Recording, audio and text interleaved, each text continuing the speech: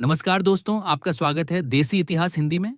आज हम बात करेंगे एक ऐसे वीर योद्धा की जिसका नाम सुनते ही हर भारतीय के दिल में गर्व की लहर उठती है। टिप्पू सुल्तान। एक ऐसा शख्स जिसने अपनी जिंदगी देश की आजादी के लिए समर्पित कर दी, जिसे लोग प्यार से शेरे मैसूर कहते हैं। तो चलिए शुरू करते हैं टिप्पू सुल्तान की कहानी, जिसमें है जुनून, दोस्ती, दुश्मनी और एक ऐसे राज का सफर जो कभी भुलाया नहीं जा सकता।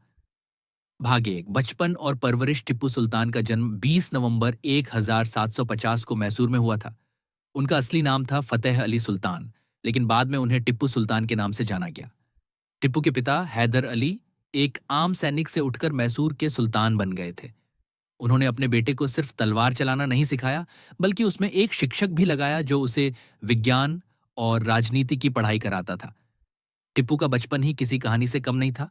वह अपने पिता के साथ जंग के मैदान में जाते, जंगलों में तीर अंदाजी सीखते और दुश्मनों से लड़ने की तैयारी करते। उनके अंदर देशभक्ति की आग तब लगी जब उन्होंने छोटे से उम्र में ही अंग्रेजों की चालाकियों और चालों को समझना शुरू कर दिया।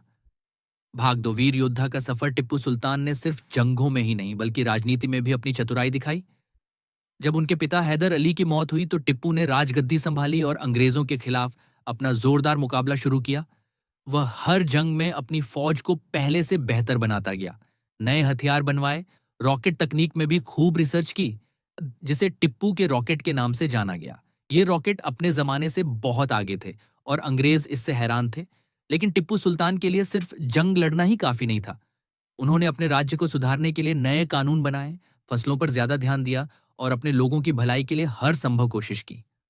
भाग 3। दोस्ती और दुश्मनी। टिप्पू सुल्तान की दोस्ती उनके करीबी लोगों के साथ बहुत गहरी थी। उनका अपना खास दोस्त और सेनापति मीर सादिक उनके साथ हर मुश्किल में खड़ा रहा। लेकिन बदकिस्मती ये हुई कि मीर सादिक ने टिप्पू सुल्तान को दुश्मन के हवाले कर दिया, जो उनकी मौत का कारण बना। अंग्रेजों के साथ टिप्पू सुल्तान की लड़ाई सिर्फ मैदान तक सीमित नहीं थी। उनके साथ चल रही हर चाल को समझकर वह अपनी फौज को तैयार करता गया। लेकिन अंत में 4 मई 1999 को श्रीरंगपट्टन की जंग में वह अंग्रेजों के हाथों शहीद हो गया। भाग 4। विरासत और याद। टिप्पू सुल्तान सिर्फ एक वीर योद्धा नहीं थे बल्कि एक इंसान थे जिनके सपने बड़े थे। उन्होंने अपने